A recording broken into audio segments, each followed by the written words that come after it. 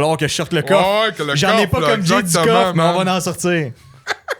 Écoute, mon père disait que tu qualifies la grandeur d'un homme à partir des épaules jusqu'en haut de la tête. Ah ouais? Ouais, pas juste une question de grandeur puis de prestance, mais une question de réfléchir et une question. C'est de même qu'on qualifie bon. un homme. Ouais, c'est bon, man.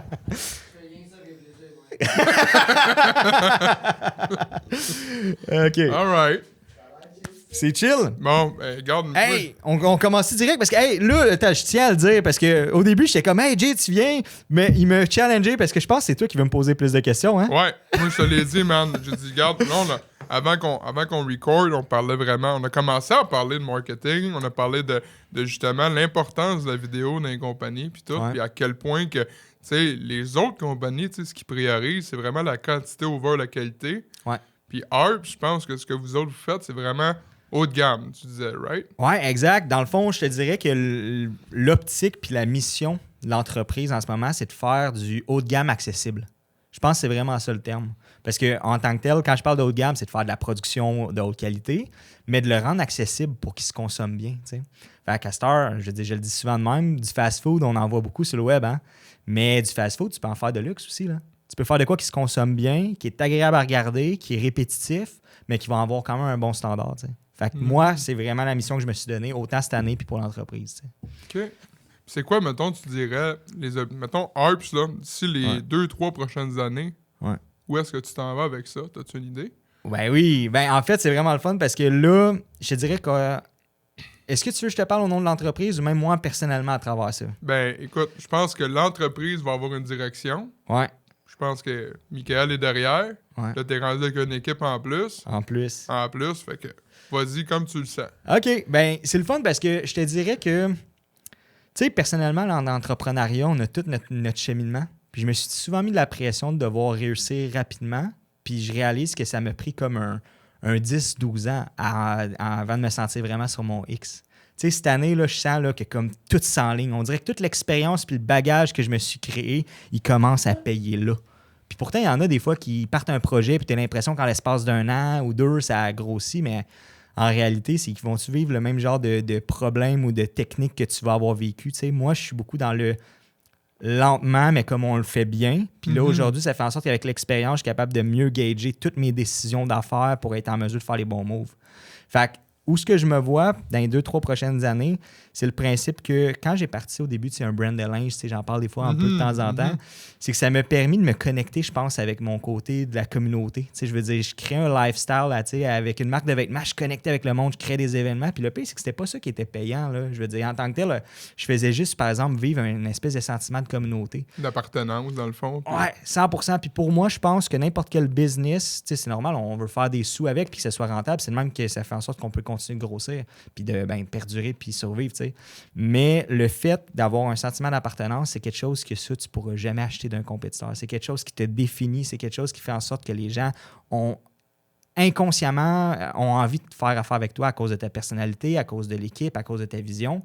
C'est que tu deviens un partenaire puis un collaborateur avec ton client. Puis sans confiance. Puis je pense qu'aujourd'hui, avec la création de contenu, pour faire un petit parallèle avec ça, les gens ont besoin de ça en ce moment. Ils ont envie de se sentir bien, en confiance. Ils veulent sentir qu'on comprend leur idée. Fait que d'ici 2-3 ans, je te dirais que c'est vraiment ça ma mission. C'est de faire en sorte de faire du contenu qui est efficace, qu'on comprend la business puis qui va faire en sorte qu'il y a un résultat. Puis c'est pas juste une question de on fait une vidéo puis on a un résultat demain matin, mais qu'on bâtit quelque chose.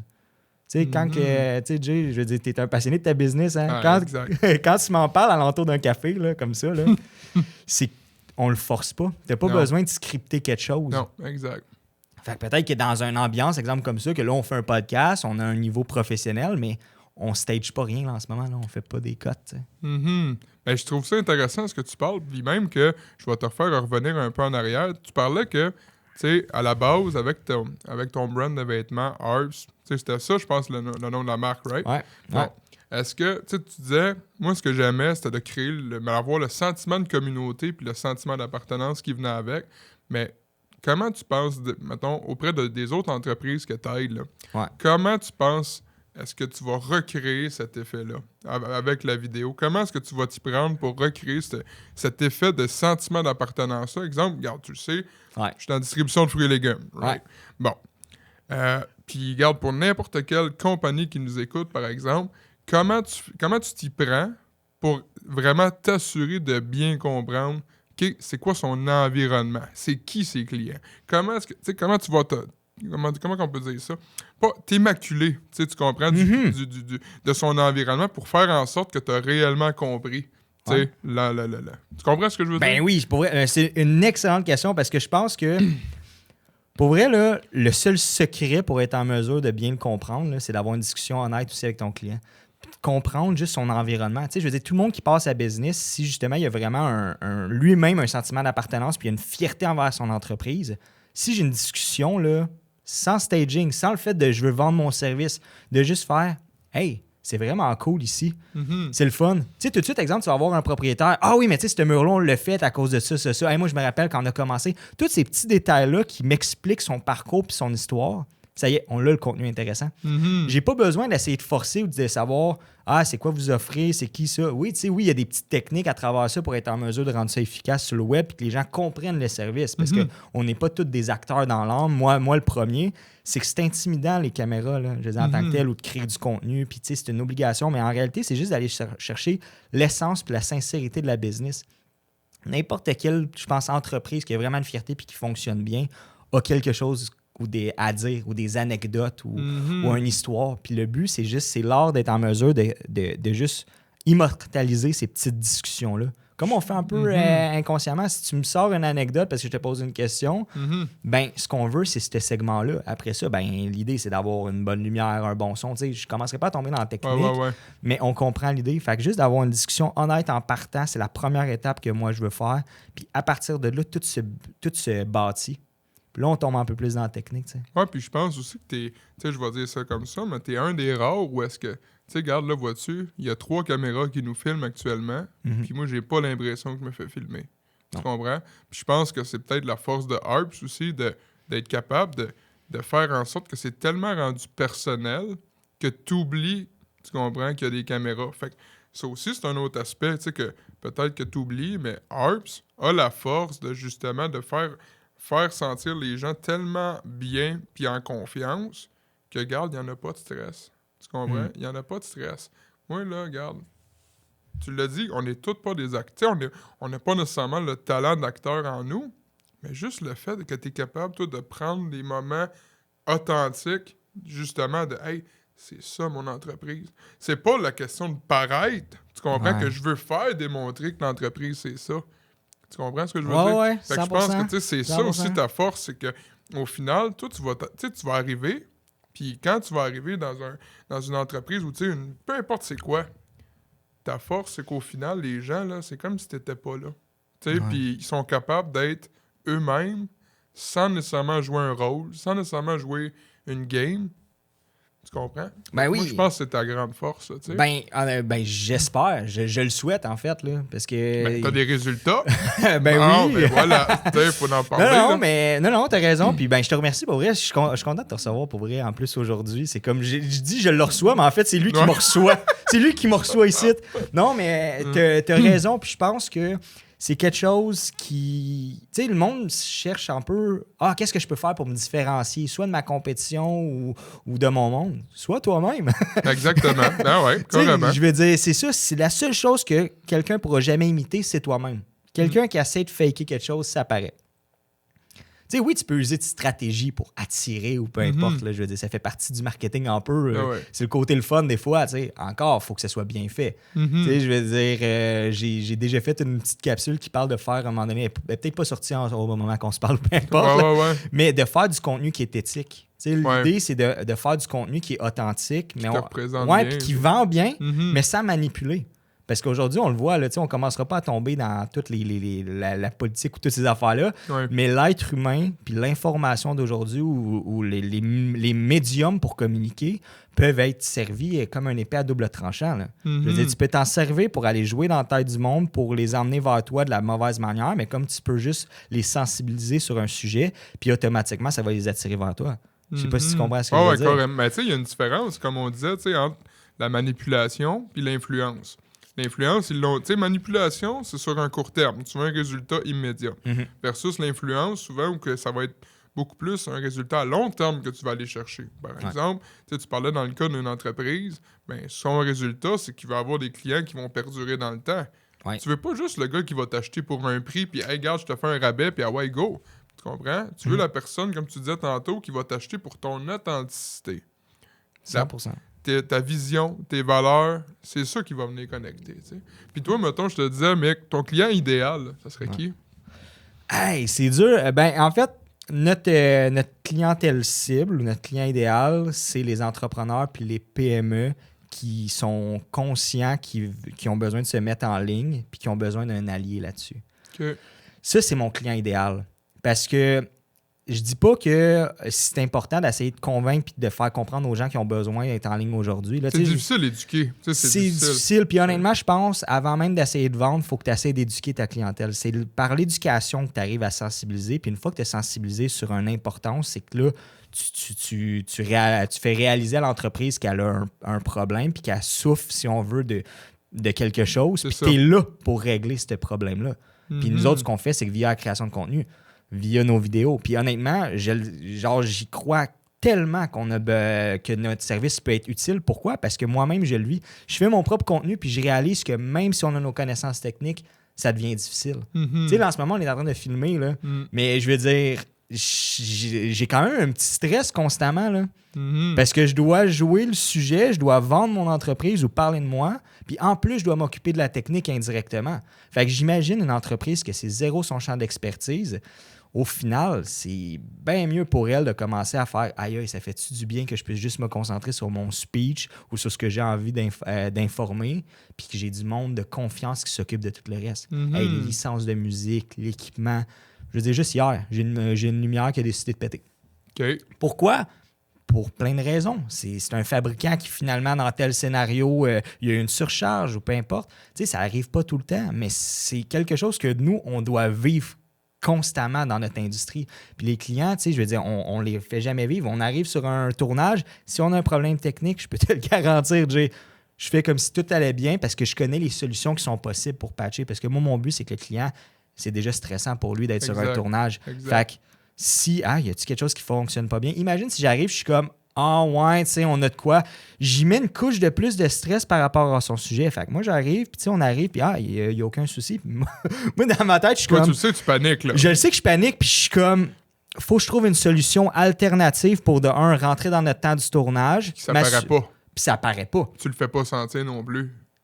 T'as tout compris. Parce qu'au final, le temps aussi de l'entrepreneur ou du propriétaire est encore plus important. Là. C'est dans le sens que si je le monopolise parce que je veux que ce soit lui qui parle de son service, puis qu'on dépasse trop le temps, puis que j'ai pas cette conscience-là de vouloir respecter ça, c'est que c'est de faire la mix entre le fait de comme faut qu'on fasse bien les choses, mais en même temps, je veux pas faire perdre ton temps. Est-ce qu'on maîtrise notre... Fait que, tu sais, constamment, on s'informe, puis il y a tout le temps des défis à chaque jour. En tout cas, tu me suis, la technique est constamment en train. Notre équipement, on doit être up-to-date, on doit être sacoche, on doit tout le temps s'assurer d'avoir tout le temps la même bonne communication. Puis aujourd'hui, pour faire un mini parallèle avec la consommation web, c'est que j'ai déjà été, ça fait 10 ans que comme je navigue un peu là-dedans, là. Puis quand j'ai commencé à faire des vidéos au début, on voulait juste la plus belle qualité au monde. Puis on aimait ça, les choses en longueur qui sont longues. Mais là, aujourd'hui, on doit s'adapter avec une formule de média qui est rapide, qui est efficace. Fait que même si on fait de la bonne qualité audiovisuelle, il faut qu'on la rende consommable rapidement. Puis c'est pas parce que tu es un filmmaker que forcément tu comprends cette logique-là. Fait que là, il fallait qu'on devienne plus juste des vidéastes, il fallait qu'on devienne des stratèges marketing à travers notre contenu. On le sait, des fois, les agences marketing nous engagent pour venir nous prendre parce qu'ils veulent notre technique, mais ils ont la stratégie.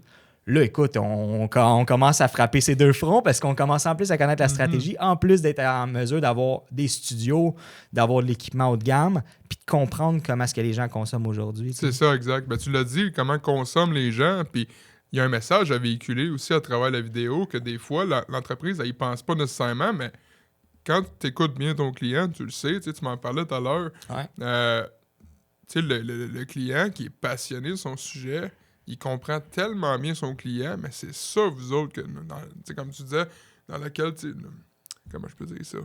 C'est ça que Arb se spécialise, right? Oui, 100%. Puis honnêtement, même récemment, Moi, personnellement, en tant qu'entrepreneur dans ma business, je veux dire, il y a un monteur qui est arrivé à l'interne, ça m'a enlevé un peu de tâches ses épaules. Fait que je peux m'occuper un peu plus de. Tu sais, on dit souvent, plus que tu travailles dans ta business, moins que tu travailles sur ta business en tant que tel. Puis moi, j'avais besoin de m'occuper un peu plus, m'occuper de travailler sur la business parce que quand tu es trop dedans, à un moment donné, il faut que ça l'opère, tu veux satisfaire tout le monde. Pas que tu vois pas les problèmes, parce que je les vois, les soucis que je peux améliorer. Sauf quand tu opères, c'est dur de les arranger. Tandis que d'un point de vue extérieur, je peux être en mesure de faire « Hey, ça, il faut qu'on améliore ça, il faut qu'on améliore ça », puis de trouver des solutions concrètes pendant que ça continue de rouler.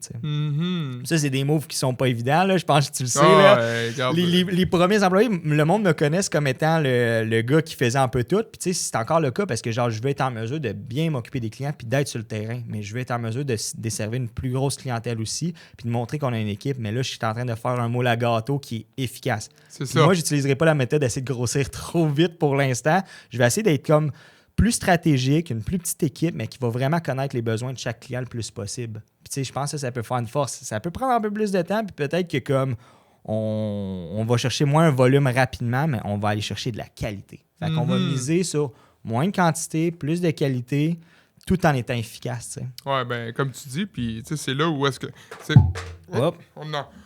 Tantôt, on en parlait, on disait hey, la quantité over la qualité, il y en a beaucoup, malheureusement, des compagnies qui, tes voix, ça paraît, là, écoute, ils ont des employés à plus finir, l'entreprise, elle paraît grosse, mais comme dans n'importe quelle entreprise, la question, c'est toujours, qu'est-ce qui te reste à la fin? Dans le sens qu'à un moment donné, surtout dans votre domaine, vous autres, il y en a, on se le cache pas, des entreprises qui font des vidéos. On dirait, là, n'importe qui démarre, il va s'acheter une caméra. On va dire ça un peu comme des amateurs, tu comprends? Moi, je suis pas dans ce domaine-là, mais nous autres, d'un point de vue extérieur, on voit ça, puis là, tu te dis, OK, j'ai le choix entre faire affaire avec un gars sur Fiverr qui va me charger 40$, ou le professionnel qui, lui, va vraiment prendre le temps de m'écouter, développer une stratégie marketing pour bien cibler le client. Tu comprends-tu? 100%. Là? Il y a une différence majeure, puis à un moment donné, je me dis...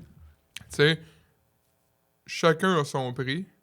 Puis si tu veux payer pas cher, tu vas aller voir, regarde, le gars, il va t'en sortir une vidéo. Elle aura peut-être pas le même résultat que la tienne. Non. Tu comprends? Puis tu sais, au final, je pense que c'est un bon point que tu parles parce que il y en a gros aussi qui aiment beaucoup se produire à l'interne. Des fois, je le vis. C'est que tu sais, je vais offrir des services clés en main parce que c'est ce que les gens recherchent de plus en plus. Le fait de comme sans une stratégie complète. Parce que quand tu commences à leur dire « Ah, je peux faire tes vidéos », non, mais après ça, il va falloir que tu trouves quelqu'un pour la publier comme il faut. Ils sont comme, tu peux pas tout m'offrir ça. C'est tu comprends? Fait que moi, on a adopté notre modèle d'affaires pour faire, hey, on va s'occuper de vous de A à Z. On va le faire comme il faut par rapport à notre champ d'expertise. On ne fait pas pour l'instant des affaires comme tous les sites web, les SEO Google, là, pour être clair. Mais dans la stratégie de la création de vidéos puis l'optimisation de ces vidéos-là sur le web, ça, on le fait. Quand tu parles d'optimisation, tu veux dire quoi? Ben, ce que je veux dire, c'est qu'on va vraiment arriver avec un planning de un, tu sais, ça, on se le cachera pas, on parle quantité-qualité, c'est que oui, il y a le sweet spot à faire là-dessus. C'est vrai que les réseaux sociaux aujourd'hui vont favoriser l'algorithme de la constance. Ce qu'ils veulent, c'est de la constance, de la rétention sur tes vidéos. Au final, ils veulent voir si tu es constamment sur la plateforme, si tu sors constamment du stock, puis si les gens restent à regarder tes vidéos. Parce qu'ils vont voir ça comme de l'activité, puis au final, c'est ça qu'ils vont récompenser. Fait que là, tu vas avoir du reach. Et encore une fois, là, si on tombe dans le reach, c'est quoi du reach qui est efficace ou pas, tu sais? Je veux dire, je vais pas trop m'étendre non plus sur le sujet parce que c'est pas, je suis pas non plus un stratège qui a un bac non plus en marketing, sauf que je suis assez intelligent pour savoir exactement comment est-ce que ça fonctionne. Puis on a fait des recherches, on a des formations là-dessus pour être en mesure d'être efficace.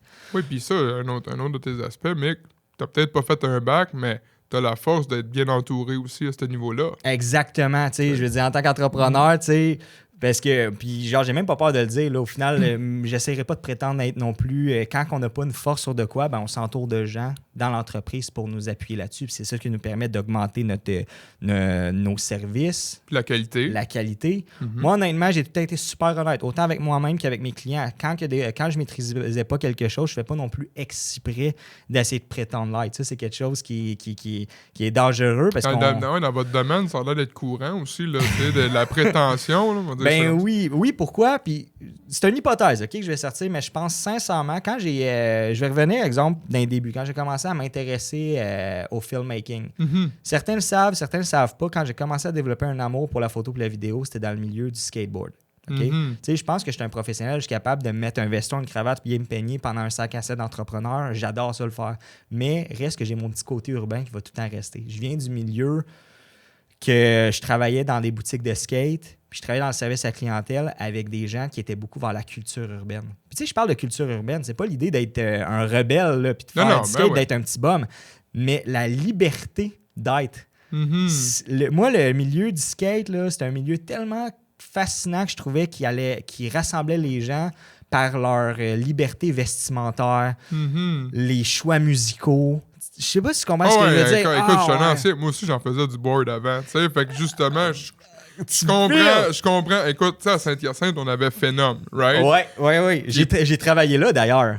Tu sais, fait que tu comprends que, comme tu dis, t'étais hot quand tu portais du linge Phenom. Tu sais, c'était comme, hey, aussi, tu l'as acheté, hey, chez Phenom. Ouais. Mon board, il vient d'où? Chez Phenom. Tu sais, fait que justement, écoute, tu l'as dit, c'est comme un sentiment d'appartenance où quand le monde t'arrivait au skatepark à Saint-Hyacinthe, là, le monde était comme, hey, il est bien hot ton board.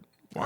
Tu l'as acheté où? Telle place. Ouais. OK, cool. Moi, je suis un gars de longboard, là. Tu sais, skateboard. Écoute, skateboard, ça, on pourrait s'en raconter longtemps, mon gars, là. Mais tu sais, là, les 6 pieds, là, il y avait un style skatepark où est-ce qu'il était à Saint-Hyacinthe. Écoute, moi, là, je me suis bêché une fois, OK, sur un 6 pieds, parce que, tu sais, t'essayes avec ta plate, là, t'essayes de descendre, tu sais. Ah, là, si tu mets trop pas en arrière, tu vires, là. Tu swing, là. Hey, mon gars, j'ai pris tellement de débarques. Mais moi, ça m'a donné la chienne, ça. Tu sais? Puis après ça, tu parlais de communauté puis tout ça, mais à un moment donné, il y a un gars qui m'a vu me péter à gueule, puis tu sais qu'est-ce qu'il a fait? Le gars, là, il m'a dit, hey, regarde, faut pas que tu laisses ça, man, te laisser arrêter. Fait que le gars, il est revenu, man, en arrière de moi, il m'a tenu, là. Puis Chris, il m'a aidé à redescendre. Puis sûrement qu'il t'a dit que si jamais tu la rasseyais pas là, t'allais pogner la chienne. Ouais, t'allais pogner la chienne. C'est la même affaire qu'un accident de char. Tu sais, dans le sens, la première fois que tu pognes un accident, là, t'as la chienne de conduire après, parce que tu te dis, Chris, tout le monde va me rentrer dedans. Non. Tu sais, mais on parlait de... Pourquoi qu'on parlait de ça? Non, mais... on parlait de communauté. On parlait de communauté, mais tu sais, je pense que c'est un super beau parallèle parce que l'idée, c'est quand... tu sais, je t'avais revenu sur le début de quand j'étais dans ce milieu-là. Puis ce qui m'a fasciné, puis ce que j'aimais, c'est effectivement le côté de communauté de ça. Puis c'était l'idée de... Il y a beaucoup de leçons de vie aussi. Tu disais comme...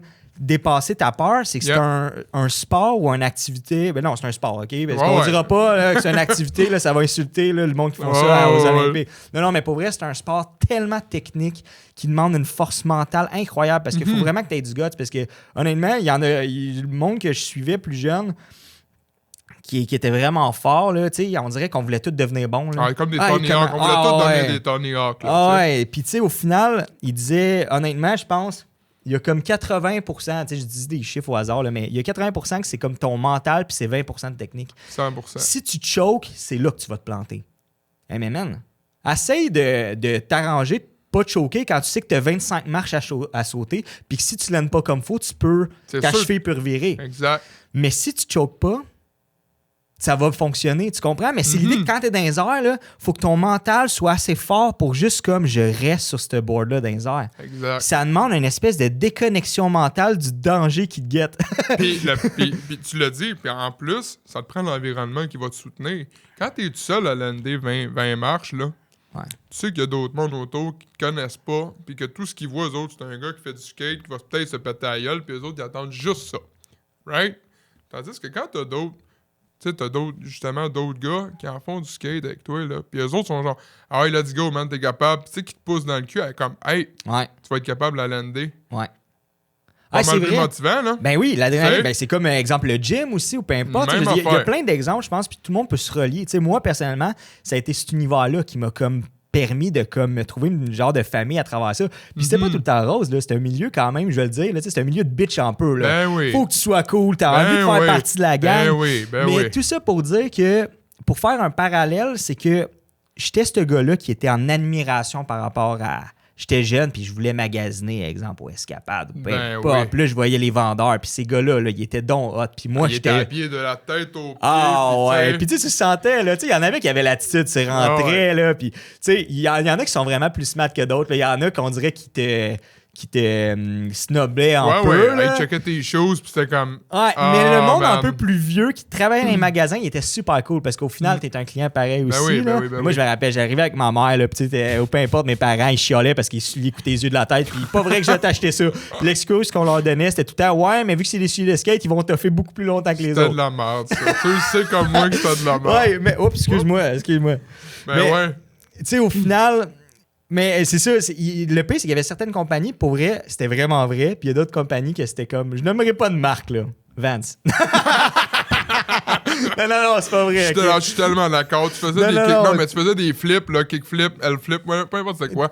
Puis écoute, le bord des souliers s'usait Ouais. tellement vite Ouais. que. Ben, honnêtement, si tu skatais pour vrai, tes souliers d'une manière ou d'une autre te coûtaient aussi cher. Là. Exactement. Fait que t'étais quasiment mieux d'acheter des souliers cheap et d'échanger aussi vite parce que ça te faisait mal au cœur. Et voilà. Mais tu sais, il y a des choses que, tu sais, là, écoute, je vais pas me faire lancer des flèches par le monde, ça fait trop longtemps que je suis plus dans le milieu. Ils vont dire, tu dis de la merde. Ah, ouais, non, Non, mais en voulant chill. dire que, tu sais, il y a des choses avec le temps qui ont développé une technologie pour le confort du pied, quand même, Ouais. parce que c'est quelque chose qui est rough.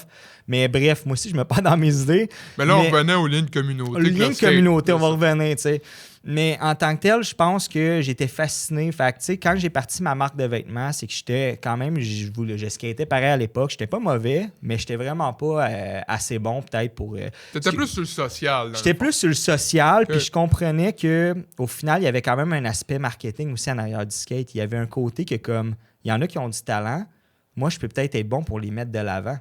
Mhm, Tu me suis? Ben oui. Mais l'affaire qui était dure, c'est quand tu pars une marque de vêtements qui est associée au skateboard, c'est que si toi-même, tu n'es pas un skater qui est respecté, c'est que c'est dur de te faire comme « Oh, je vais acheter ton T-shirt. » Ouais, je Tu comprends? genre, Par ouais. exemple, on va revenir à l'exemple, tu sais, tout le monde connaît Tony Hawk, tu sais, je veux dire, il y a beaucoup de skateurs là, Ouais. que d'autres connaîtraient, mais si on prend cet exemple classique-là, demain matin, quand il partait son brand de linge Hawk directement, ben il y a une réputation, le gars. Mhm. Fait qu'au final, le monde va acheter son produit parce qu'il est respecté dans le milieu.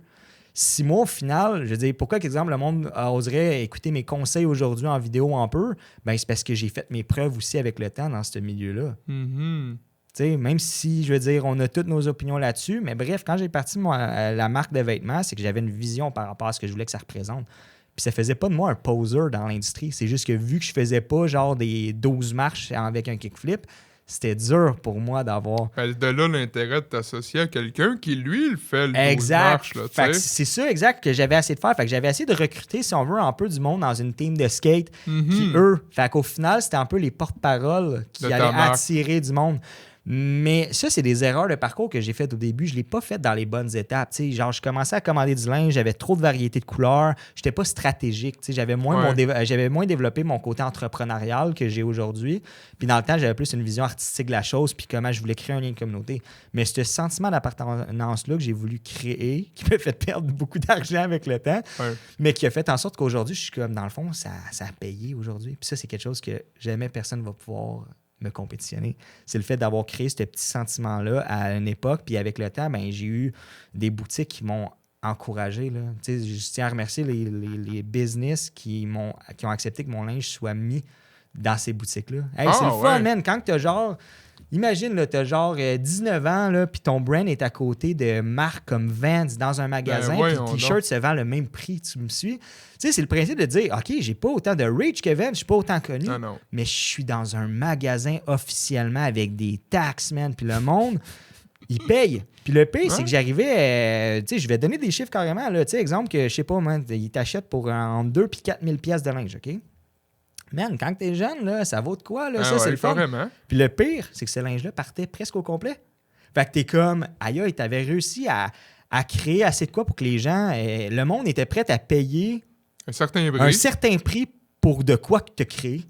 Ben regarde, là, plus là, tes vêtements sont plus en magasin. Non. Donc, on est-tu capable de mettre des chiffres? Fait que, mettons qu'on disait, ton chandail, mettons, il te coûtait combien à mettons, le produit, il coûtait combien? Te souviens-tu? Oui, ben ouais, j'ai... Puis, tu sais, dans le milieu du linge, là, si on vient un peu là-dessus, c'est que c'est sûr que l'erreur que je faisais au début, c'est parce que comment ça fonctionne, c'est plus t'en achètes, moins que ça te coûte cher. Exact. C'est le même, ça C'est le marche. volume, C'est ben le oui. volume. Je C'est pense que c'est le même dans bien des Ben oui, industries. ben oui, ben oui. Puis l'affaire qui arrive, là, pour parler d'erreur de parcours, c'est que moi, au début, parfait, faut qu'on achète, mais ma vision de ce qui allait être vendu versus ce que ça me coûtait comme inventaire, c'était démesuré. C'était pas logique. Moi, j'étais comme, parfait, on va acheter 100 morceaux. Mais la réalité, man, c'est que j'ai pas les outils, j'ai pas le marketing pour vendre à gros volume. Là. Je veux dire, tu sais, j'ai été vendu dans peut-être 5 boutiques au Québec. OK? Quand même, qui était incroyable là, à 19 ans. Ouais, pour un gars en plus qui était comme dans la sphère du skate, mais pas trop. Je suis content de ce parcours-là. Ça a été un maudit belle affaire. Là. J'ai vendu du linge, puis on en a vendu pour une couple de milliers. Là.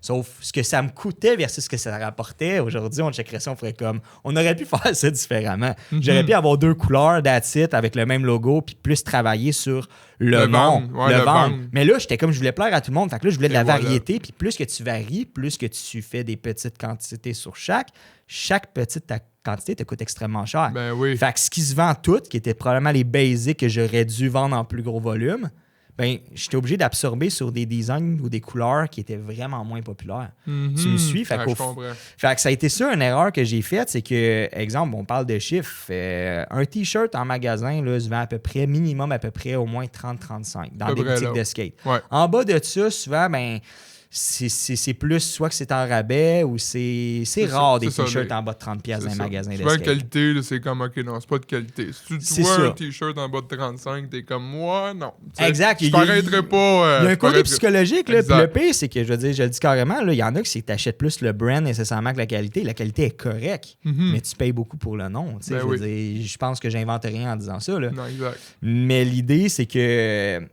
Et il coûtait 35, tu sais, là.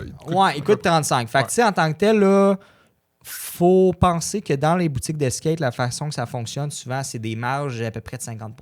Oh, wow! Ouais. Quand même. Ouais.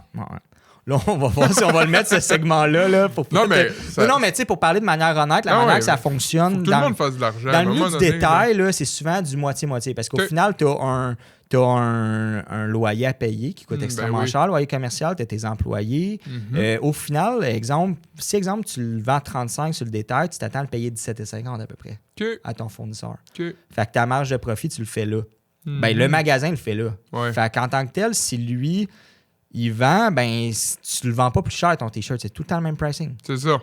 S'il a à faire de l'argent, c'est lui, mais toi, tu peux en faire plus. Au volume. Parce que plus que tu en achètes de ton bar, plus que ta marge est intéressante. C'est ça. Moi, je le vends, par exemple, sur le site web, directement vers mon brand. La marge de profit est plus le fun, mais le volume de vente est beaucoup moins gros. C'est ça. Lui, il achète de quoi, puis il prend le risque. C'est ça, c'est lui qui prend le risque. Fait que c'est normal qu'il fasse 50% aussi. Exactement, tu sais.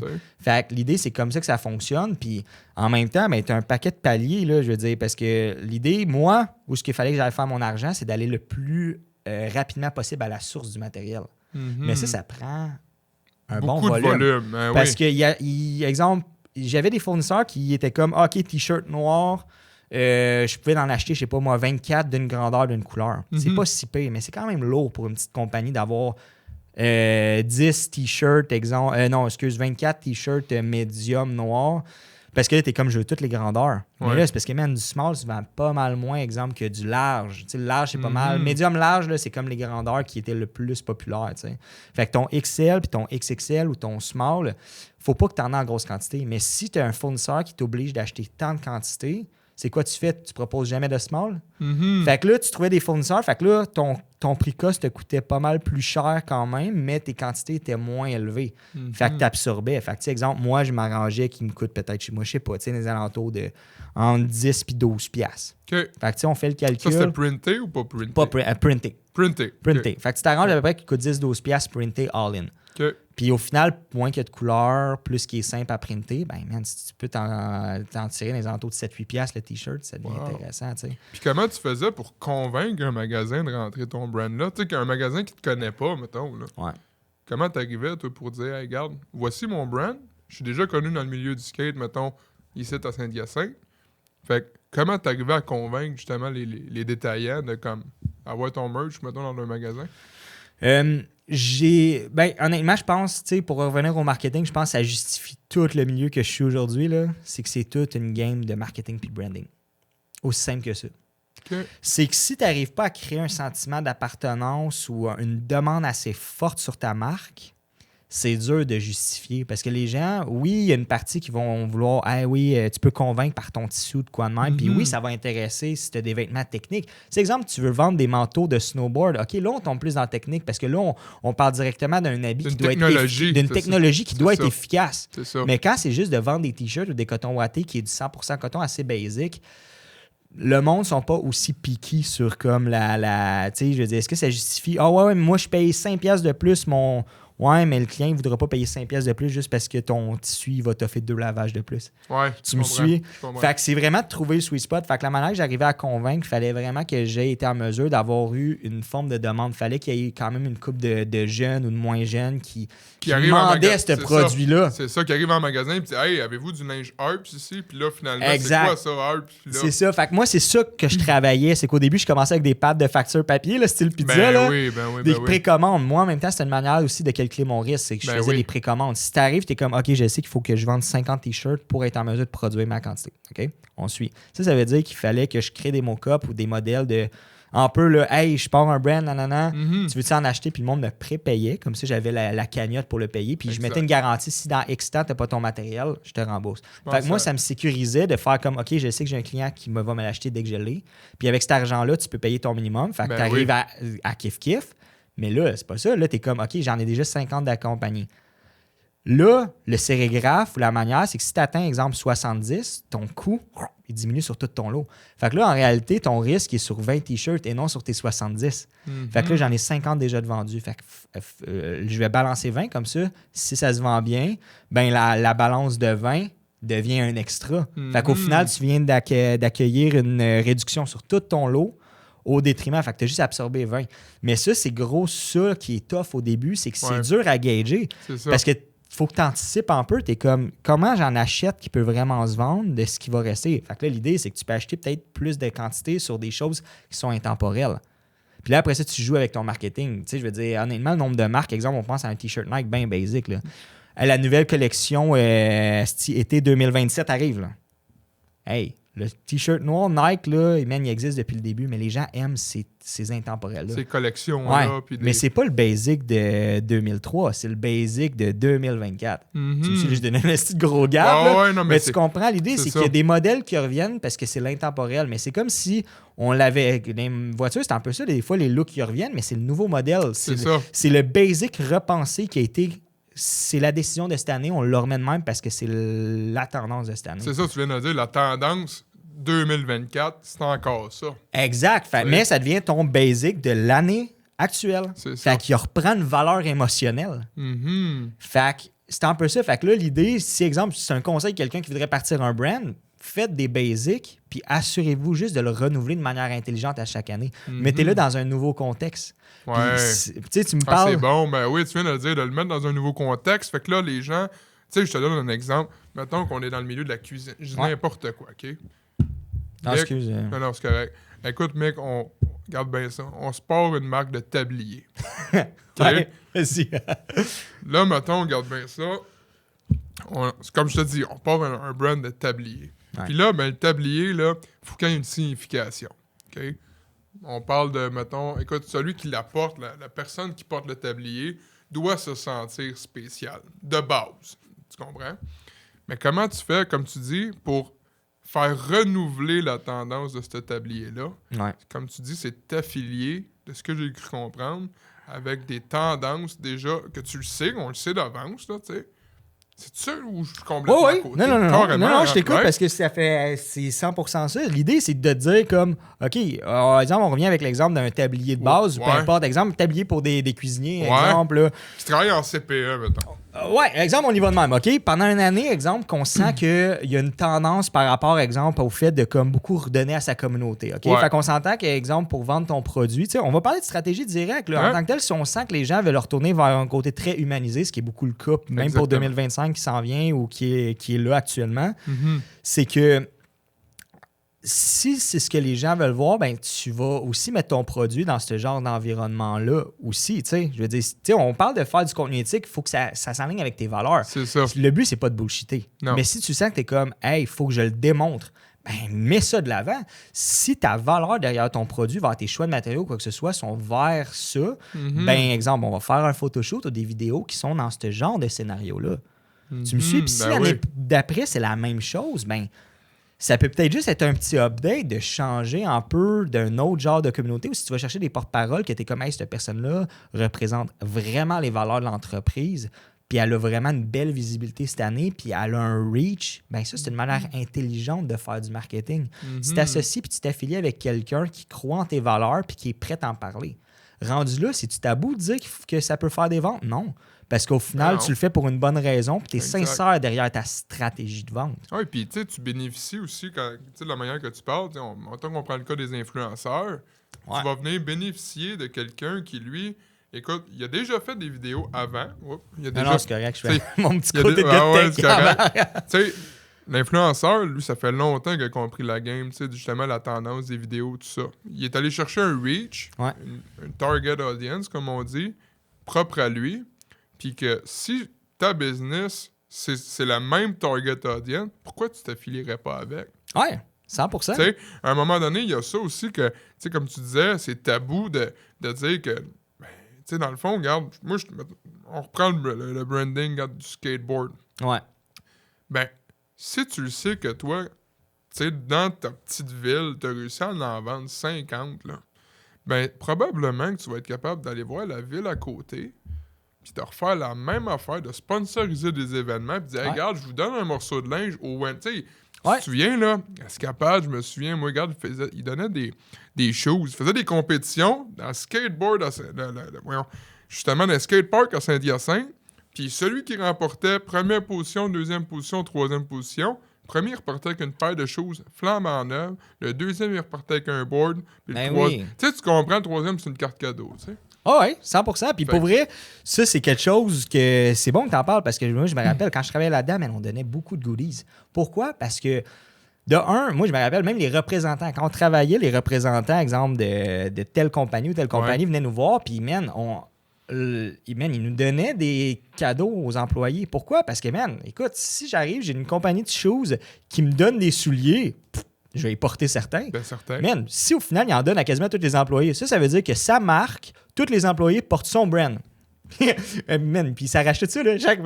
Imagine la stratégie. Toutes les compagnies font un peu ça. Fait que, tu te retrouves des fois habillé avec plein de petits cadeaux. C'est pas tout donné. Non, mais des fois... Mais l'idée, c'est que c'est comme, hey, on a un nouveau produit, check. C'est quoi ta grandeur, man? J'arrivais des fois, j'étais comme, hey, c'est-tu vraiment bon comme chose? Il arrivait, puis on le savait tout, des fois, petite technique.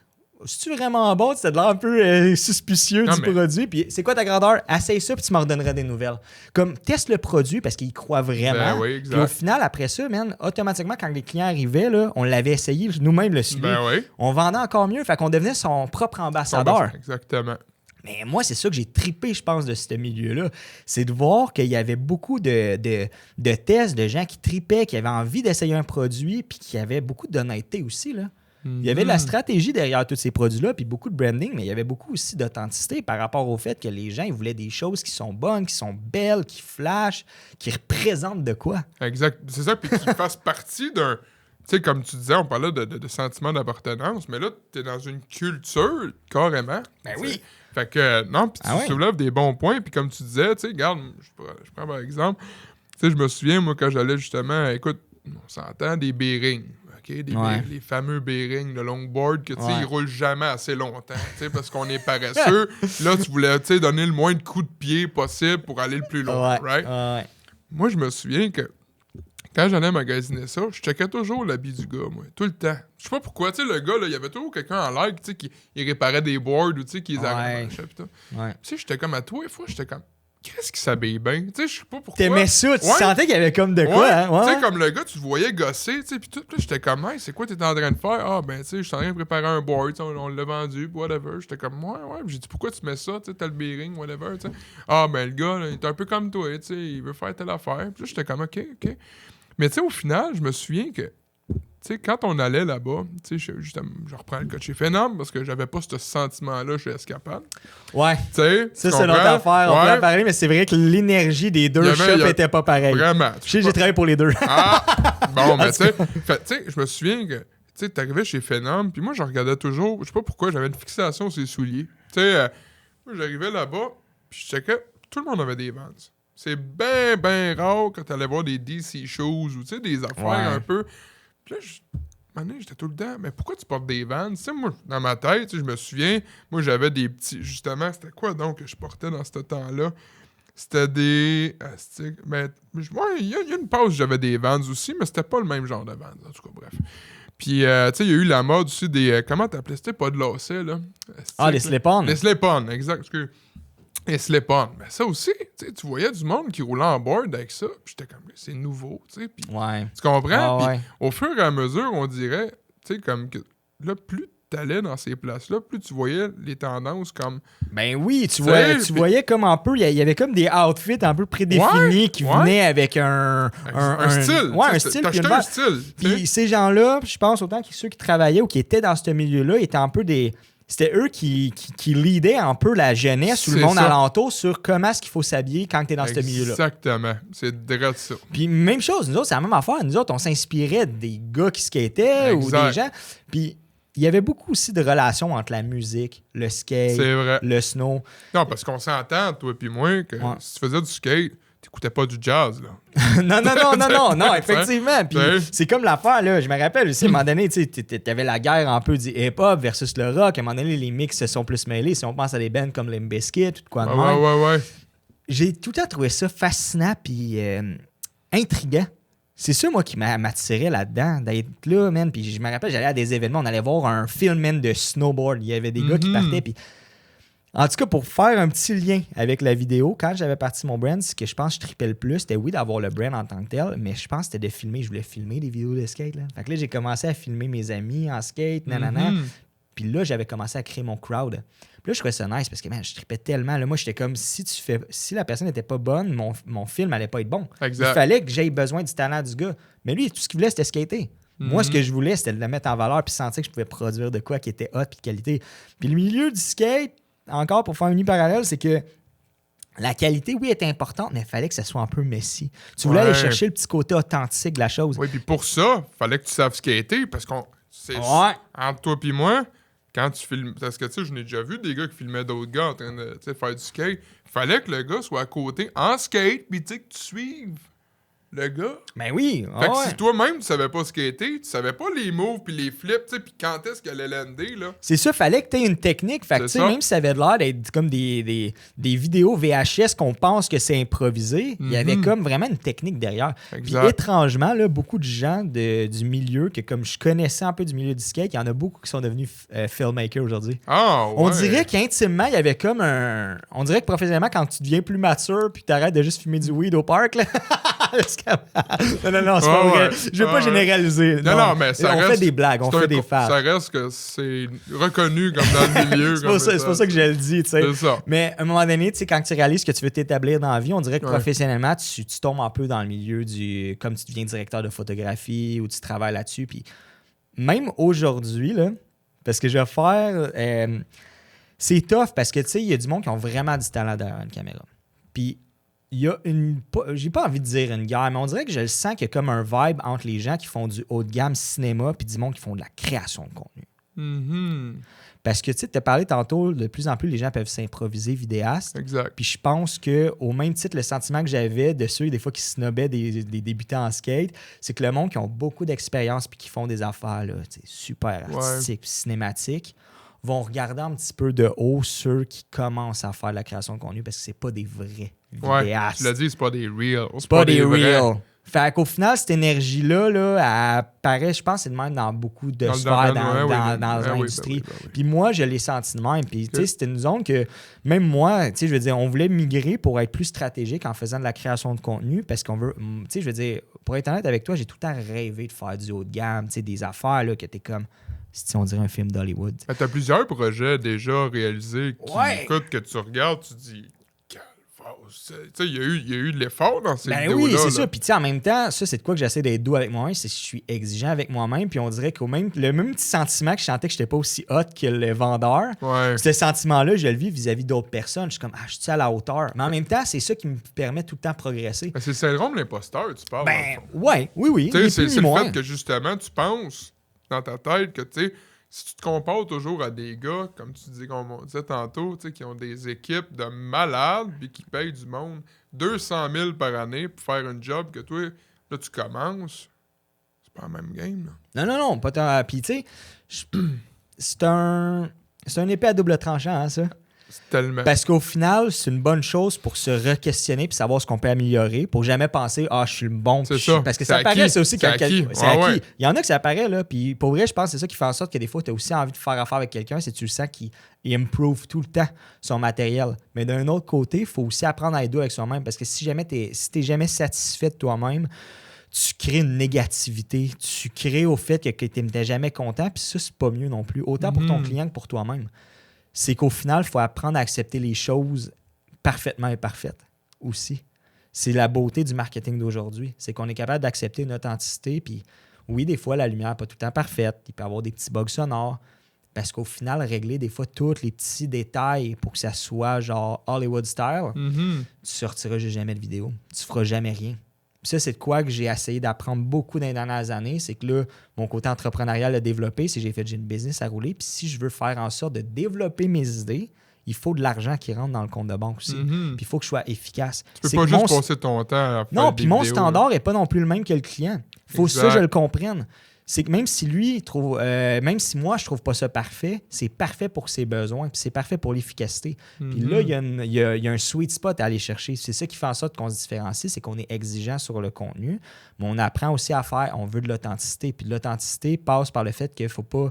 Tu sais, exemple que tu as un message, on parle là, OK? Écoute, j'ai fait un setup de lumière, puis je pense qu'il est vraiment bien. Ouais. Ça se peut qu'en post-prod, je fasse comme, hey, ce qu'on voulait, c'est une conversation entre moi et toi. Je m'arrange C'est d'avoir un ça. setup efficace. S'il y a des petits détails techniques qui sont là, ben c'est pas grave, je vais essayer de les améliorer pour les prochaines fois.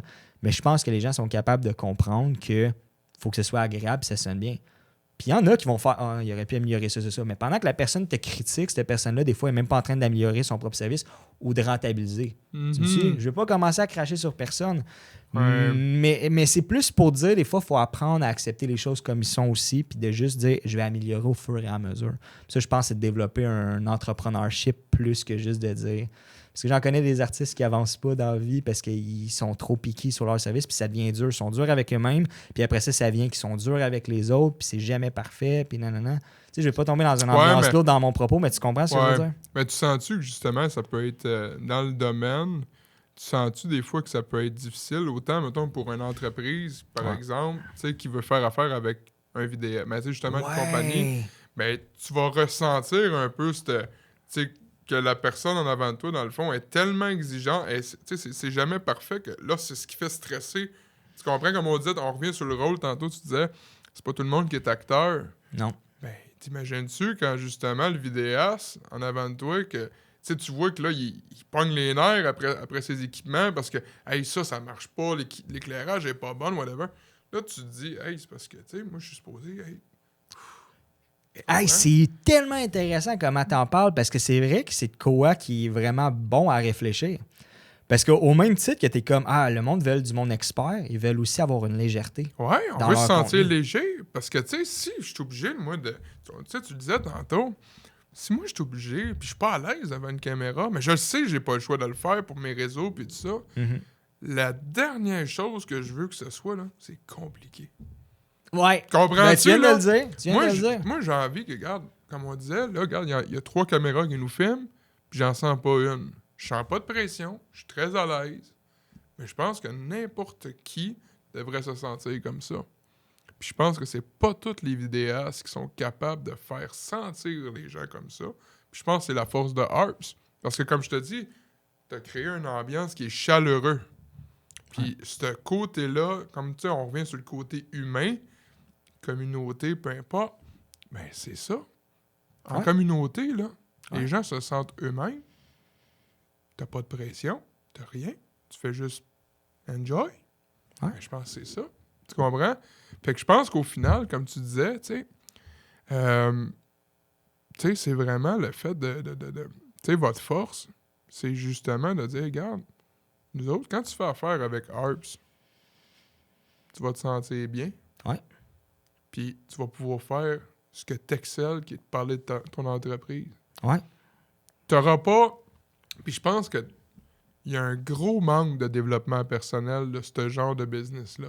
Parce que, comme on disait, qu'est-ce qui va, selon moi, différencier l'amateur qui commence de l'autre qui est professionnel, c'est qu'en cas, comme on disait, de bris ou en cas de péripéties, tu le sentiras même pas. Ouais. Tu comprends? Ah ouais. Mais tu reflètes exactement, t'aurais pas pu mieux expliquer, man. Mais des Pour fois, vrai, sincèrement. Tu sais, comme on dit, des fois, tu sais, regarde, c'est comme un moment donné, on va parler de distribution de fruits et légumes. Ouais. Tu vas me faire réfléchir, puis moi être comme, hey, finalement, t'as raison, mec. Tu sais, moi, on est tellement dans notre univers que des fois, on oublie les petits côtés que. Tu comprends? Ben oui. Puis, tu sais, je pense que ça, c'est quelque chose que j'aime un peu autant du milieu du marketing, c'est qu'au final, on a une expertise, puis il y a beaucoup de gestion aussi d'attente. Je pense que les gens veulent des résultats, puis ils ont une idée de ce qu'ils voient en tête. Ouais. Mais nous, on est là pour faire c'est quoi que t'aimes, c'est qu'est-ce qui t'inspire, puis on a toute une inspiration à quelque part. On a un produit, là, même si oui, on veut être authentique, on a tous vu quelque chose à quelque part, puis on est comme, hey, j'aimerais ça. J'aimerais ça. L'idée, c'est pas de dire je veux faire comme lui, parce que là, tu viens qu'à copier, puis je pense un bon stratège va dire, si tu copies, tu sais ce que ça peut occasionner. Oui, puis ça va se ressentir, tu voudras pas, tu seras pas la même personne. Mais d'être inspiré, je le comprends à 100%. Là. Exact. Je veux dire, le look que je fais, des fois, je veux dire, je suis inspiré de filmmakers, que ce soit américain ou à l'extérieur. Tu sais, j'ai mes dadas de YouTubers ou des gens qui ont inspiré ma job ou mon style. T'as des modèles. J'ai des modèles, puis ça, c'est important. Là. Inventer quelque chose en réalité, c'est juste de s'inspirer de plein de choses que tu mets ensemble, puis tu le mets à ta sauce. C'est ça, inventer. Exactement. Parce que tu n'inventes rien dans le sens que comme tout existe, c'est juste que tu mets des éléments. C'est ça, inventer quelque chose. Fait qu'en tout cas, pour... on parlait de force. On parlait de force. De force de Harps. Ouais, c'est... Ben, Gabin, on a parlé de force parce que là, ça fait quand même un bout qu'on parle de... C'est quoi, tu penses, On va y aller au contraire maintenant. Tu sais, Jay, man, t'es écœurant comme hôte. Ouais? Ben oui, c'est... T'aimes ça? Ben oui, j'aime ça. Ben, c'est le fun parce que je savais comment est-ce que tu parlais, mais j'étais curieux de voir dans un contexte de même. Ouais? Puis t'es bon. Je t'excuse, je voulais pas te couper, là, mais je tenais à te dire que... Hein? Tu sais, non, regarde, attends une minute, on va juste régler ça. Oui. Parce qu'on a des femmes. Ouais. Là, il fallait juste que je dise que oui, je vais aller dîner avec elles. Mais merci, c'est gentil. Si elle t'écoute, elle va voir que t'es à ton affaire. On est dans notre affaire, puis regarde. Mais tu dirais, actuellement, parce qu'on aime l'authenticité, comme on dit, c'est quoi tes plus grandes faiblesses, mettons? En tant que... Oh! Hey, c'est bon, man. Ben, je pense que je suis exigeant, je suis perfectionniste aussi, puis des fois, ça m'handicape. Handicap personnellement? J'ai de la misère des fois un peu à... Ça, c'est de quoi que j'ai développé, à m'affirmer un peu plus. Ce que je veux dire, c'est que c'est normal d'être là pour le client, c'est normal, mais des fois, c'est déjà arrivé que je me suis pas écouté ou que j'ai pas mis certaines de mes limites. Puis j'ai remarqué que c'était des fois dangereux parce que je veux tellement être gentil, tellement bonasse. Tellement plaire à tout le monde. Tellement plaire qu'à un moment donné, tu réalises que tu peux te mettre dans la marde. Exact. Parce que des clients ont des attentes à partir de là. Puis si tu dis oui, je vais le faire, puis que tu n'arrives pas à le livrer, tu vas créer bien plus une frustration que de dire mais je voulais juste être là pour toi. Ouais. Je comprends, mais je préfère que tu me dises écoute, ça va prendre 2 semaines de plus. Même s'il y a une frustration, c'est que la réalité, c'est comme hey, je vais faire tout mon possible. C'est ça. Mais c'est ça le deadline. Parce que, on parle d'éducation, c'est que l'entrepreneur avec qui on travaille a aussi une tâche à faire. C'est que oui, on est là pour apporter un soutien, faire de la technique, mais reste que ce qui passe, c'est quand même la business. Tu ne peux pas l'inventer. Tu ne peux pas inventer les discours authentiques que la personne va avoir. Tu es là pour mettre en lumière cette énergie-là ou ce message-là. Mais tu ne peux pas remplacer puis tout scripter. Si tu veux, je peux le faire. Là. Je peux te faire des scripts puis je peux t'aider à vraiment, puis on l'offre.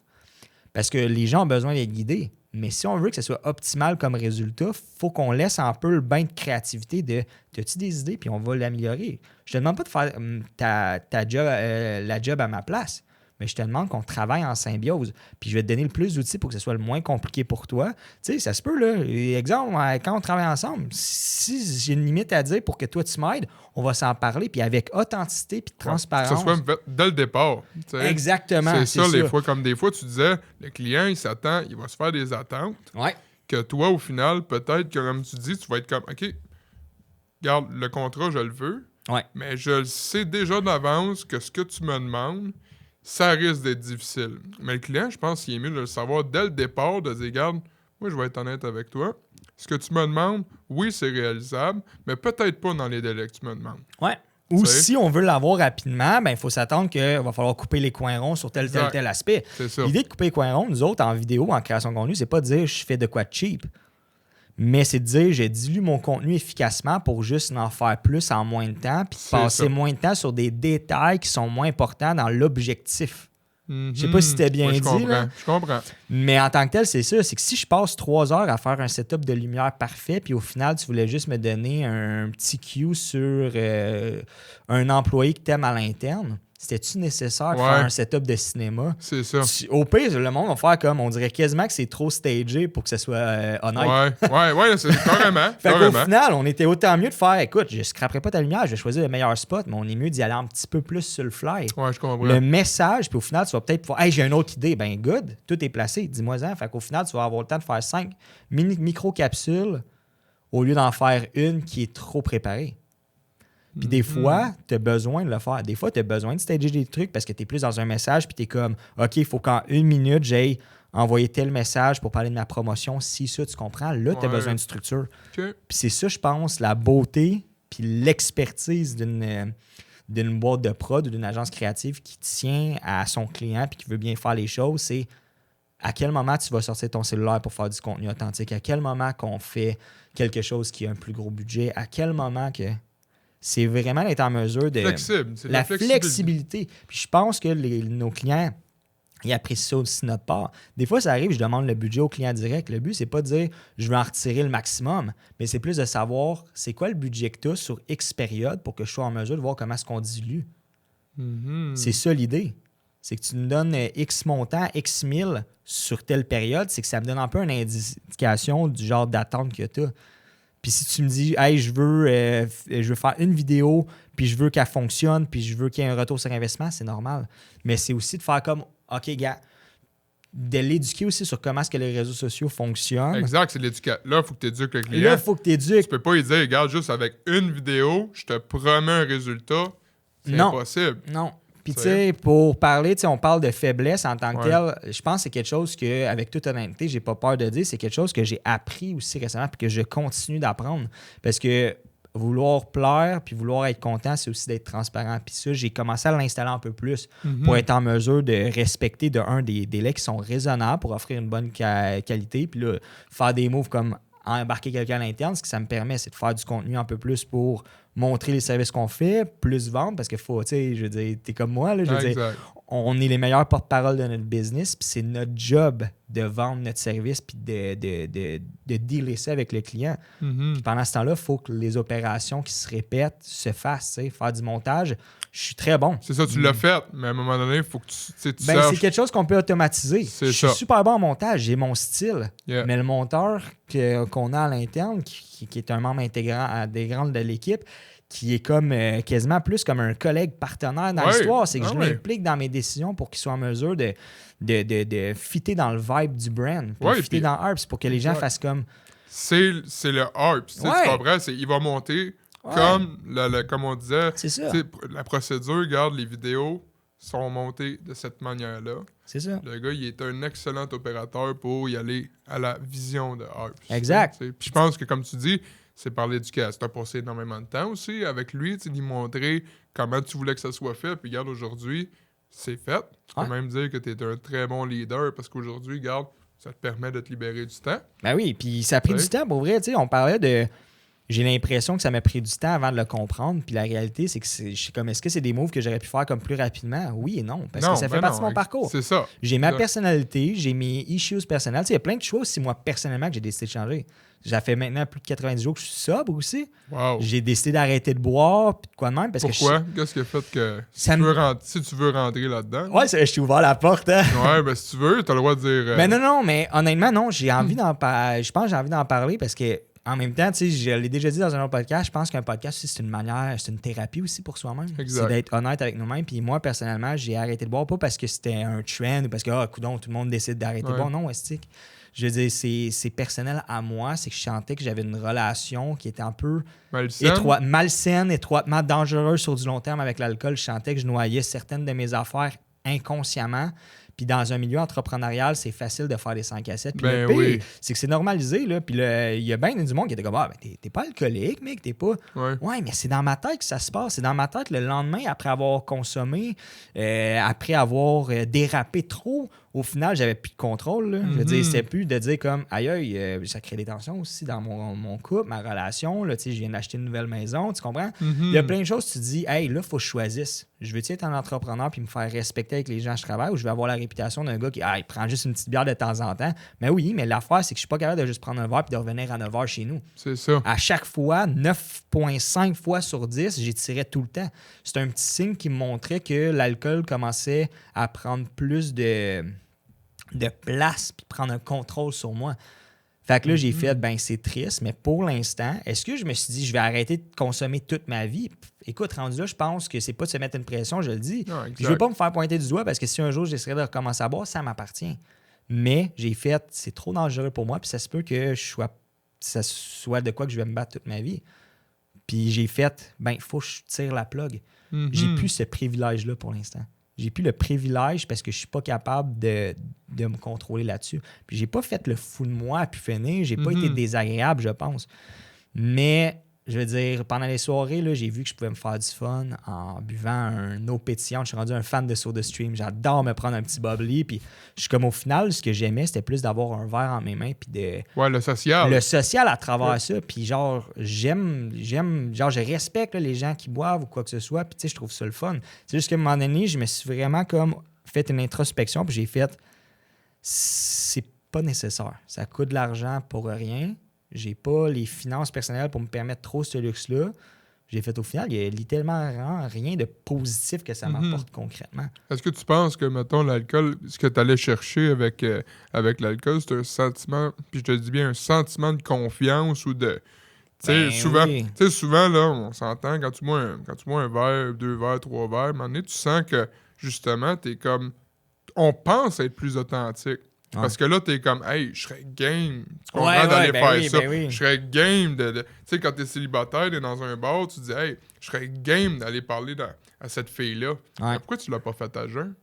C'est ça. Ah ouais, puis tu sais, je veux dire, j'ai pris de l'alcool, mais tu sais, dans ma vie, j'ai déjà pris aussi de la drogue. Tu sais, je veux dire, un venait avec l'autre. Ben oui.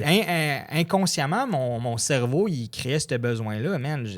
J'étais pas un gars à base qui s'entraînait énormément. Tu vois, mon hygiène de vie, j'ai pas peur de le dire, c'est quelque chose qu'il fallait que je me batte pour obtenir. Puis tu sais, dans la dernière année, je me suis beaucoup aidé. J'ai essayé de me faire soit des marches matinales, faire des petits jogging.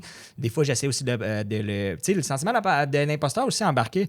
C'est que récemment, j'ai accepté aussi d'être prêt à m'afficher un peu plus. Même si je me fais critiquer, mais au final, c'est important de se mettre de l'avant. Autant pour les entreprises. Je veux dire, il n'y a rien de vouloir flasher ou de vouloir... les réseaux sociaux sont là pour ça. Le monde qui veut t'écouter ou qui veulent comprendre ton message vont le comprendre. Puis ceux qui veulent te tourner le dos vont le faire d'une manière ou d'une autre. Tu sais, il y a une phrase là, que j'ai toujours adorée qui dit « Tu vas te faire aimer pour les mêmes raisons que tu vas te faire détester. » C'est vrai. Ouais. Dans un sens, on est dans une... Surtout au Québec, les gens adorent critiquer les autres. Ceux qui gardent... Tu l'as dit, ceux qui osent s'affirmer, qui osent, eux autres, parler devant les caméras puis dire tout haut ce qu'ils pensent tout bas, ça fait réagir. Puis il y a des gens qui vont dire « Ah, mais regarde, moi, là, je suis pas d'accord avec ce qu'il a dit là. » OK, parfait, t'as le droit. Ouais. Par contre, j'ai dit, tu sais... Il y a toujours une limite, comme on dit, il y a des histoires des fois du monde qui vont, ils vont commencer à être harcelants. Tu comprends? Ouais. Ça, à un moment donné, c'est là que ça devient un petit peu... tu sais, en tant que tel, c'est bon parce que là, on va faire référence directement à faut juste que tu connaisses aussi ton audience un peu. Exact. Tu sais, je veux dire, si on ramène ça un peu vers la stratégie, c'est que oui, tu t'exprimes comme que t'es parce que c'est ça que les gens aiment aussi. Mais quand, par exemple, tu le fais dans un point de vue de comme, OK, tu veux partager ton parcours professionnel, mais tu veux aussi vendre ta business aussi à travers ça pour que les gens comprennent ce que tu offres, c'est de savoir à qui je m'adresse. Ça, c'est quelque chose qui est extrêmement négligé. Tantôt, tu m'as demandé comment tu fais pour mettre ça de l'avant. Ben non, c'est de connaître la business. Quand tu connais son histoire, ses valeurs, puis tu arrives puis tu dis « Hey, c'est qui ta clientèle cible? » Tu me l'as demandé tantôt. Exactement, exact. Il faut que tu connaisses la clientèle cible de cette entreprise-là. Comme ça, tu vas savoir c'est quoi le ton utilisé. sais, je pense que notre authenticité, ma manière d'être, je veux dire, tu sais, je suis avec mon t-shirt, ma casquette, j'ai peut-être des poils dessus, fait que je m'excuse. Mais tu sais, en tant que tel, si je me mets à essayer d'être comme pas moi-même à travers ça, ça peut être quasiment contre-productif parce que je vais essayer d'être... Il y a des moments pour chaque chose Ouais, aussi. je comprends ce que tu veux dire. Tu me suis, tu sais?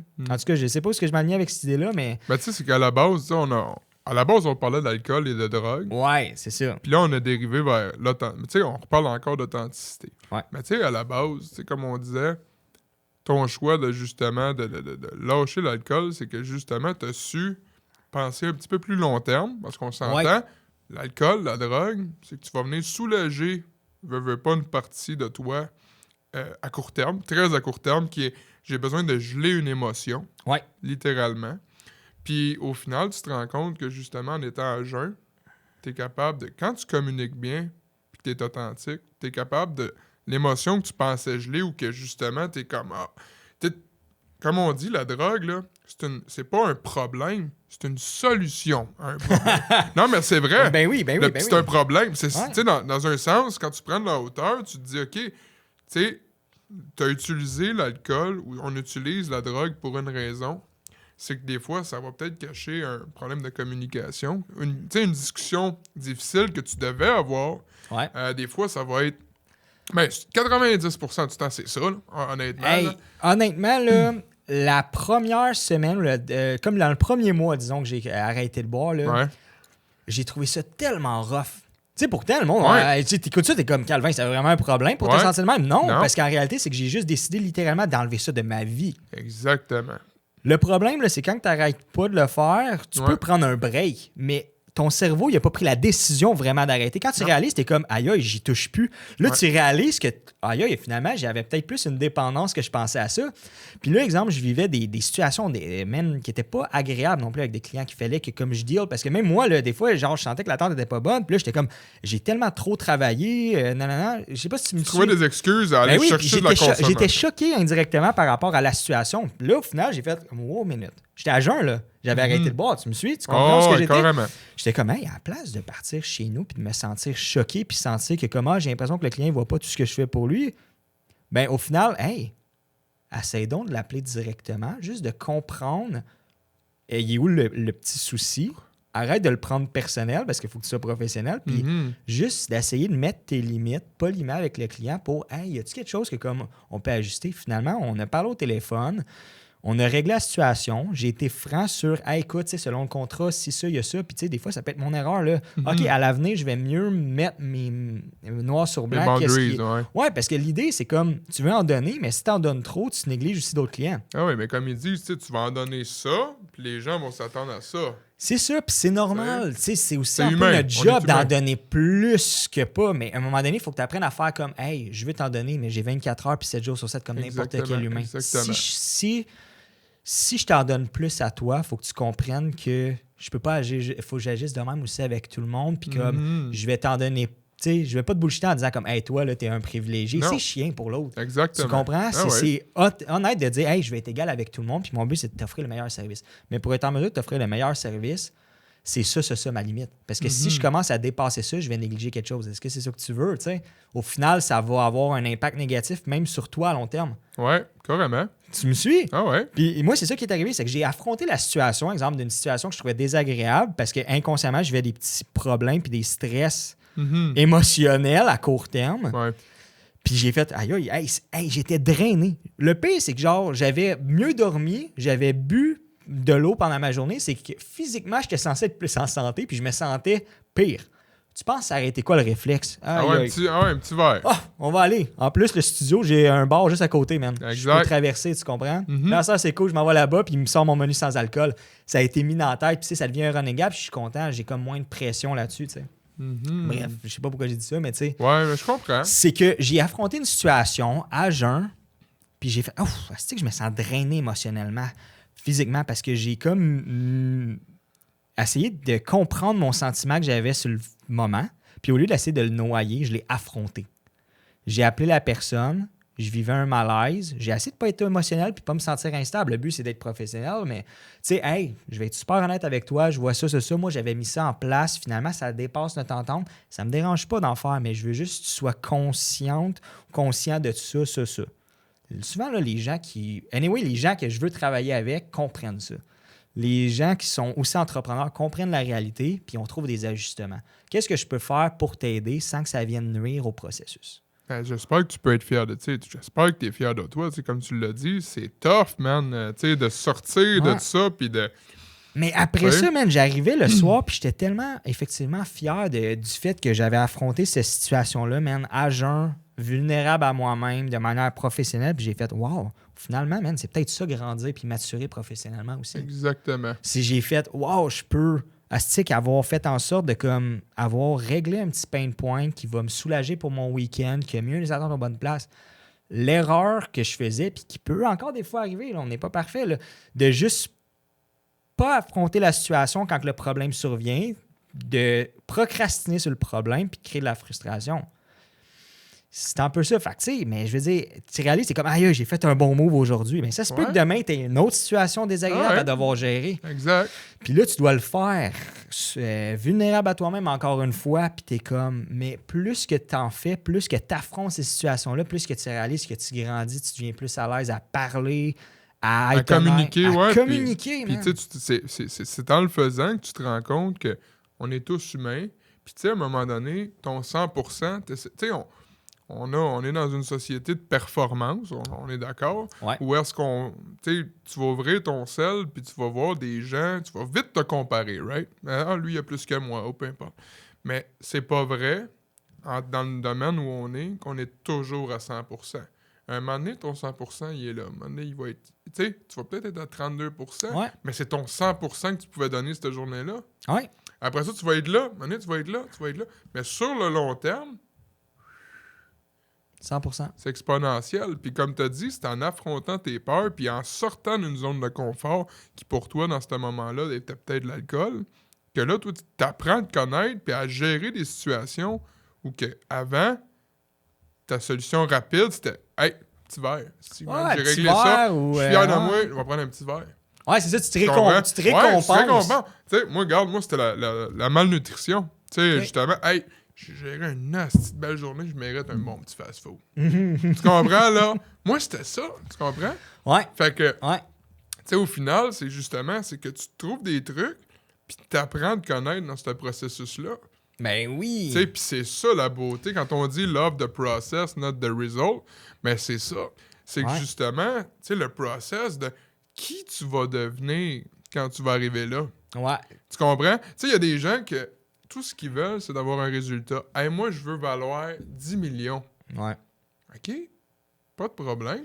Mais bizarrement, quand t'arrives là, t'es pas mal plus fier de la personne que t'es. Tu sais, tous les challenges mentaux que t'es obligé de surpasser. 100%. C'est comme rendu évident que tu vaux 10 millions. Comprends-tu? Oui, c'est ça. Puis t'es honnête avec toi-même. Ouais, t'es honnête. Honnêtement, je pense que après ça, quand il y a du succès aussi alentour de toi, si tu le comprends aussi. Ben oui. Parce que tu parlais tantôt du Québec, c'est une autre affaire. Là. Ben, on a de la misère à comme louer le succès des autres. Ben ça va tout le temps être des facteurs extérieurs. Si t'es un vendeur, t'es un crosseur au Québec. On ne dit jamais ça. Tu veux vendre ton entreprise, mais dans le fond, tu veux venir t'enrichir sur le dos du monde. Hein? C'est comme, il faut que tu fasses des messages. On parle de sincérité, puis je le reprécise. Sincérité à travers tes stratégies de vente. Exact. Tu as le droit, il n'y a aucun tabou là-dessus. Là, au final, si tu fais pas d'argent avec ta business, tu peux pas être un entrepreneur, tu peux pas être viable. Non. Mais pour certains, ça serait bien plus le fun que tu crashes. Exact. Retourne travailler comme tout le monde. Ben oui. Il y en a qui sont bien comme salariés, puis c'est parfait comme ça. Exactement. Puis je veux dire, au contraire, c'est ultra louable.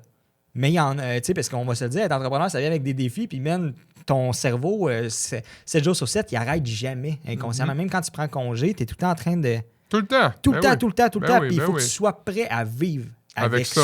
Exactement. Si tu n'es pas prêt à vivre avec ça, ben honnêtement, c'est super respectable de dire... Moi, je vais aller travailler. C'est pas pour moi.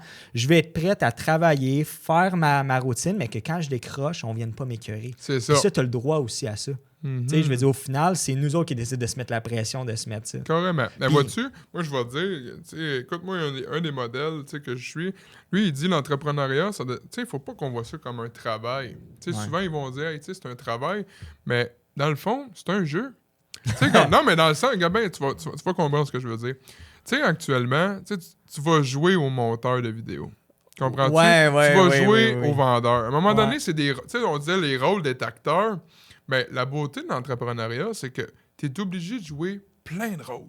À un moment donné, tu vas t'asseoir, tu vas être dans ta chaise de président de compagnie. Comme Ouais. tu as dit, tu es dans un 5 à 7, tu vas te mettre sur ton 31, tu vas bien paraître. Ben oui. Dans une autre journée, hey, là, tu es obligé d'aller charrer, je dis n'importe quoi. Tu vas être obligé de faire du transport de telle affaire. Là, je suis Ouais. obligé d'être un livreur aujourd'hui. Ouais. Tu comprends? Hey, aujourd'hui, il faut que je m'habille, je suis un vendeur. Je m'en vais voir des clients. Tu comprends? Mais c'est ça la beauté du jeu. Ouais. Tu sais, c'est qu'au final, puis moi, c'est justement le fait d'être en affaires avec ma conjointe, c'est ça que j'adore. Elle le voit aussi comme un jeu. Fait que les deux, on est comme, hey, aujourd'hui, là, faut qu'on faut qu'on aille collecter de l'argent ensemble. Fait que là, Ouais. on s'assit dans notre chaise, les deux, on est sur le téléphone, puis là, il faut faire des appels. Ouais. Mais là, au final, c'est que quand on dit que c'est un jeu, il faut que tu t'amuses dans ce que tu fais. Ben oui, ben oui. Tu sais, puis c'est ça la différence de la personne qui est peut-être 9 à 5, qui, elle, en veut pas de risque. Comme tu as dit, à 5 heures, elle décroche. Elle pense plus à son travail. Ouais. Nous autres, c'est comme, hey, on peut faire ça. Hey, on peut s'enligner là.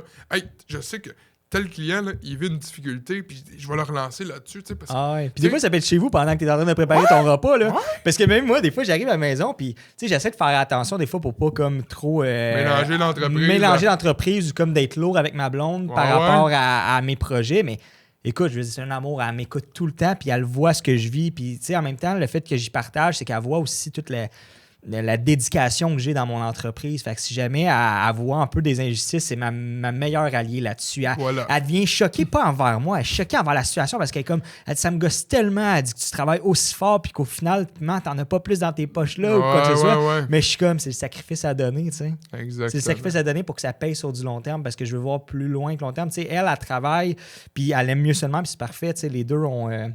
Parce que, hey man, j'ai l'impression qu'on pourrait encore parler pendant... Ah, je sais, mais... Ah ouais. Mais c'est correct, on se fera un autre segment. Ben, on se fera un certain. autre segment. Ben mais là, ouais. tu as parlé gros de moi, mais il va falloir parler de ta business. Là. Prochain podcast, là, Ok. regarde, mais tu sais, comme je te dis, tu sais, comme je te disais, moi, aujourd'hui, c'est vraiment toi qu'on met de l'avant, Ok. puis ça va t'aider aussi pour tes capsules. J'en ai vu passer, là, tu sais, puis je pense Ouais. que t'étais tout seul, ou je sais pas trop. Ouais, ben, Bon. c'est une stratégie qu'on a mis beaucoup en place parce que, tu sais, je me trouvais un peu cordonnier mal chaussé aussi. Là. Ouais, mais comme je te dis, tu sais, à force d'en faire, de tout ça, là, tu vas avoir du contenu, tu sais, pour toi, Ben là. oui, exact. Puis T'sais. je trouve ça le fun parce que le fait de le vivre, c'est une force qu'on se donne encore plus aussi. C'est que de le vivre, on comprend aussi les défis, on comprend la réalité, puis on peut se mettre dans la place du client, on peut se mettre dans sa peau. Ah ouais. Comme ça, quand on est derrière la caméra, on le sait un peu comment est-ce qu'il se sent. Fait qu'on peut adopter notre attitude ou notre manière d'être. Il y en a qui sont plus naturels que d'autres, Ouais. c'est sûr. Puis ça, c'est... comment on dit? C'est practice make it perfect. Ouais. C'est à force de... je sais pas si je l'ai bien dit, là, mais c'est l'idée de se pratiquer qui va faire en sorte que tu vas progresser. Tant que Ben tu ouais. commences pas, puis faut apprendre à accepter ce progrès-là. Ça n'a pas besoin d'être parfait, il faut que ça Non. soit vrai. Puis tu sais, à cette heure, comme même moi, là, je l'accepte. Ça se peut, des fois, je me répète sur des mots, ces affaires-là, je suis comme, gars, c'est pas grave. C'est pas parfait. Ça se peut qu'il y en ait qui n'aiment pas tout le temps mon discours, mon ton de voix.